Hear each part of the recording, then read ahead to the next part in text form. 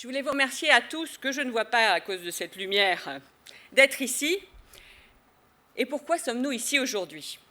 Nombreux, motivés, comme on l'entend. Nous sommes là pour agir, pour penser, pour faire renaître l'indispensable espoir. Pas seulement l'optimisme, faculté individuelle que je possède et qu'une chaîne de supermarchés bien connue valorise, j'attire quand même votre attention, que si elle le fait, c'est qu'elle a bien étudié son marché. Et que pour le dire comme simplement, quelquefois, notre marché et le sien, entre guillemets, peut être le même.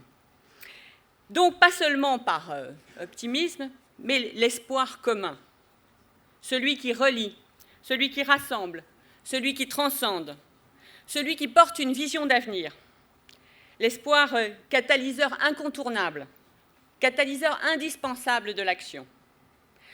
Alors, je suis comme vous, j'entends. Rien ne serait plus moderne, plus apparemment intelligent que le désespoir et l'annonce des catastrophes qui nous attendent. Rien ne serait plus malin que le cynisme, parce que, vous le savez bien, en tous les cas c'est ce qu'on nous répète, rien ne vaut engagement puisque la trahison est au bout. La seule motivation acceptable et compréhensible pour nos concitoyens et décrite dans nos journaux, c'est l'ambition personnelle. Et puis la gauche aurait tout échoué. La gauche révolutionnaire, car impuissante et totalitaire, ou totalitaire. La réformiste, la gauche réformiste, car impuissante ou traître. Quelle vision simpliste, caricaturale et, pour tout dire, tout simplement fausse, mais répétée à l'envi par nos adversaires. Le médecin que je suis, vous m'excuserez, prendra le détour des femmes battues, un thème d'actualité, pour dire que, vous le savez sans doute, avant que le premier coup soit porté, il faut détruire l'estime de soi des femmes, il faut les dévaloriser, il faut les insulter suffisamment pour qu'elles n'aient plus aucune idée de leur valeur et que donc elles finissent par accepter l'inacceptable, le premier coup. Eh bien, la gauche aujourd'hui, c'est à peu près la même chose. À force d'entendre dire que la gauche, ce n'est rien, que ça n'existe plus, que ça a échoué tout le temps, elle est là, penaude, elle courbe le dos, elle ne retient plus rien de ce qu'elle est et elle accepte, on n'en est plus au premier coup. En termes de philosophie, rien ne vaudrait la peine puisque nous allons tous mourir, ce qui, pour un médecin, est aussi, peut-être pour vous également, une évidence. Mais vraiment, est-ce plus difficile aujourd'hui d'être de gauche qu'à la fin des années 30, quand le fascisme était vainqueur, en Espagne, en Italie, en Allemagne, et pas bien plus flambant dans l'esprit dans notre pays? Est-ce plus difficile d'être de gauche aujourd'hui qu'après la défaite de la France contre la Prusse et l'écrasement de la Commune de Paris? Il ne faut pas avoir, me semble-t-il, sur ce chemin de réflexion ahistorique.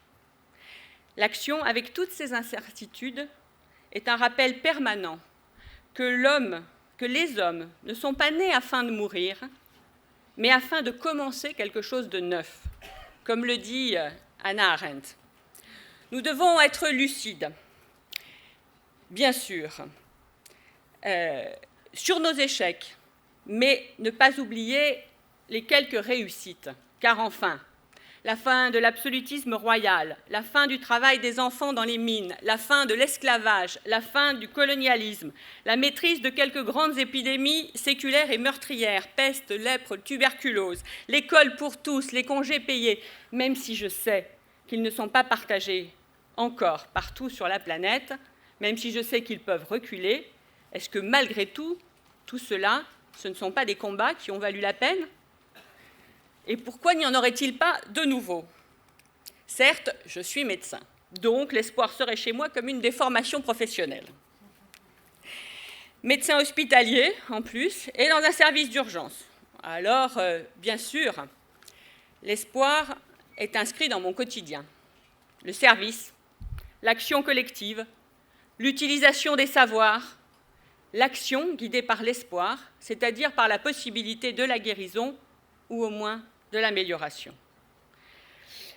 Mais en politique, nous serions quelques-uns, à être d'une troublante naïveté, forcément coupable.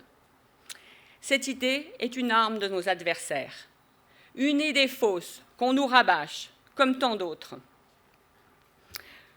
Comme tant d'autres idées qu'on nous rabâche, la droite décomplexée d'abord, puis la gauche déboussolée, qui tente de nous faire avaler toute une série d'idées fausses.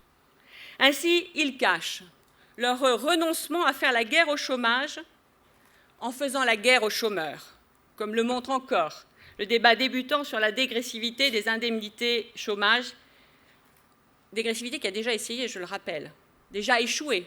Elle a été expérimentée 10 ans, de 1992 à 2001, et on y a renoncé sciemment parce qu'elle avait l'effet contraire à ce qu'on nous promettait, ou se promettaient ces gens-là.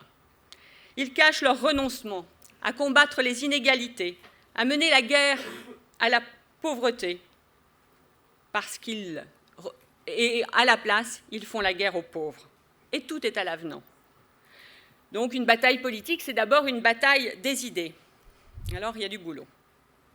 Ne pas avoir honte d'être de gauche, c'est-à-dire du côté des victimes de la guerre économique, donc de l'immense majorité des êtres humains et des peuples, de porter une critique ferme vers un capitalisme financier dérégulé, sauvage, qui se gave, ou plutôt en gave quelques-uns, mais qui porte en lui les germes destructeurs. Jaurès le disait déjà si bien, jusqu'à la guerre, s'il le faut. Ne pas avoir honte d'aimer la France pour sa face lumineuse, et elle en a une, même plusieurs, n'en déplaise à certains, et savoir la faire aimer à tous ses enfants. Ne pas avoir honte de défendre ce que notre histoire, notre culture ont apporté de meilleur à l'humanité. Ne pas avoir honte de croire encore et encore que nous devons et que nous pouvons changer le monde pour le meilleur. Pour revenir à j'allais le citer, ce serait dommage, à cette grande chaîne de supermarchés, il y a une petite phrase dans la pub qui dit « Je ne refuse pas de voir l'adversité, mais je refuse d'y voir une fatalité ». Belle phrase. Ils sont quand même très forts, les publicitaires. C'est notre histoire d'ailleurs, héritier de la Grande Révolution, héritier de l'insurrection d'un peuple espérant la fin du despotisme. Car enfin, quel architecte renoncerait à son métier sous prétexte que certains bâtiments ne tiennent pas la route, que certains quartiers n'ont pas été bien pensés, que certaines villes sont à refaire? Quel architecte renoncerait en oubliant ce que par ailleurs, de très beau et d'éternel a été construit par les uns, ou de presque, pour les bâtiments. Éternel, je me laisse emporter. Je suis de Montélimar, donc des fois on se laisse emporter. Mais de permanent pour un certain temps en tous les cas, quel architecte renoncerait sous prétexte qu'un de ses projets a échoué? Nous devons nous inscrire dans cette filiation. C'est cela l'espoir. C'est n'être pas un individu ballotté, motivé par ses uniques besoins personnels, c'est être un individu inscrit dans une filiation, dans une histoire qui était là avant, dans une histoire qui continuera après. Pour revenir à l'histoire, je crois, même dans les pires moments, qu'il y aura toujours une bibliothèque d'Alexandrie pour préserver le meilleur de ce que l'humanité invente. Pour revenir à Hannah Arendt, les conséquences de l'action sont toujours imprévisibles et irréversibles, forcément décevantes, mais toujours renouvelées. L'avenir est toujours imprévisible et le passé toujours irréversible. Pourtant, aucune de ces deux constatations ne doit nous empêcher d'assumer ce grand pouvoir qui est le nôtre d'innover. Certes, l'action est comme le travail, c'est se mesurer au réel, donc à ce qui résiste à la maîtrise, donc se confronter à l'échec, à la souffrance.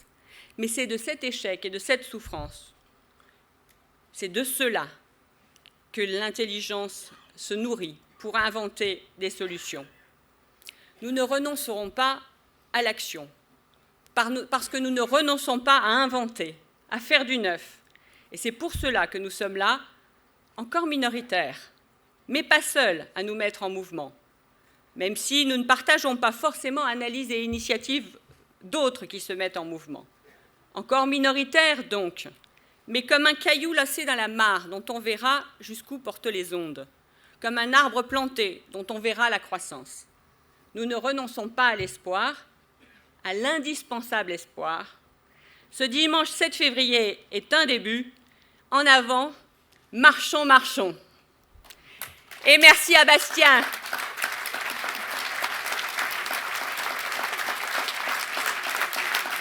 Merci à Bastien d'avoir accepté de porter nos couleurs, de porter ce débat, de porter à son corps défendant l'indispensable espoir que je lui confie. Merci, comme d'autres l'ont fait avec moi, d'avoir non pas l'inconscience, mais l'extrême responsabilité et l'extrême courage de le faire au nom de notre génération, de la génération d'après et de celles qui viendront derrière, parce que renoncer, c'est renoncer à vivre. Encore merci à tous.